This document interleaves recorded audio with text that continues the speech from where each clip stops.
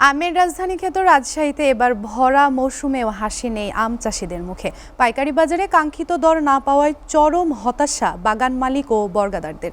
সংশ্লিষ্টরা বলছেন, প্রতি বছরই সারা দেশে আমের চাষ বাড়ায়, কমছে নির্দিষ্ট অঞ্চলের আমের চাহিদা। এমন পরিস্থিতিতে আম সংরক্ষণাগার ও বৈদেশিক বাজার সৃষ্টি করতে না পারলে লোকসানের ভারে চাষিরা আম উৎপাদনে উৎসাহ হারাবে বলে আশঙ্কা করা হচ্ছে। রাজশাহী থেকে জাকারিয়া হোসেনের ক্যামেরায় জাহিদ হাসানের প্রতিবেদন। গাছে গাছে ঝুলছে পরিপক্ক আম, বাজারেও মিলছে পর্যাপ্ত যোগান। আমের রাজধানী রাজশাহীর বাতাসে এখন মধুর সুবাস। তবে প্রকৃতির এই উপহারের মাঝেও স্বস্তিতে নেই স্থানীয় আম চাষি ও বর্গাদাররা। ভরা মৌসুমেও মিলছে না আমের কাঙ্ক্ষিত দাম। বাগান মালিকদের দাবি, তীব্র দাবদাহ আর খরার কারণে এবার গাছে দ্রুত পাকছে আম, ফলে বাধ্য হয়েই একসাথে সব আম বাজারে তুলতে হচ্ছে। কিন্তু বাজারে সরবরাহ থাকলেও ক্রেতা সংকটে টানা ৩ বছর ধরে লোকসানের বৃত্তেই আটকে আছেন তারা। বাগান কেটে পুকুর বানাবো, আমের দাম নাই তো। আম রূপালী আম 1300 টাকা মন বলছে। গত বছর বিক্রি করছি এই আম 2200। ঠিক আছে 1200, ন্যাংরা 1500-1600।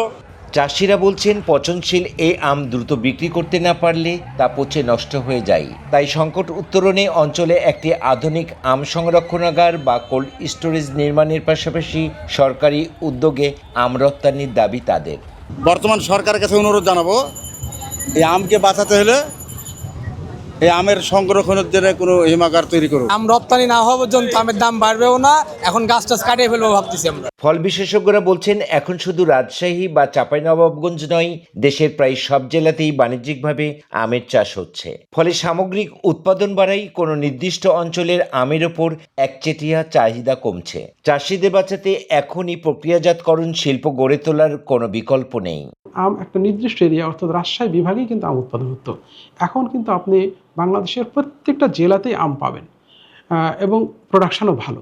সেক্ষেত্রে আমরা লোকাল চাহিদার পাশাপাশি আমরা যদি রপ্তানির ব্যবস্থা ঠিকমতো করতে না পারি, তাহলে কিন্তু আমাদের কৃষকরা ক্ষতিগ্রস্ত হবে এবং আমের দাম পাবে না। দেশের অর্থনীতিতে আমের অবদান ধরে রাখতে প্রয়োজন সরকারি নীতি নির্ধারকদের দীর্ঘমেয়াদী ও নিবিড় পরিকল্পনা। সঠিক ব্যবস্থাপনা আর আমের রপ্তানি বাড়াতে পারলে আমের এই নানান জাতি হতে পারে দেশের বৈদেশিক মুদ্রা অর্জনের অন্যতম বড় হাতিয়ার। জাহিদ হাসান, এসএটিভি, রাজশাহী।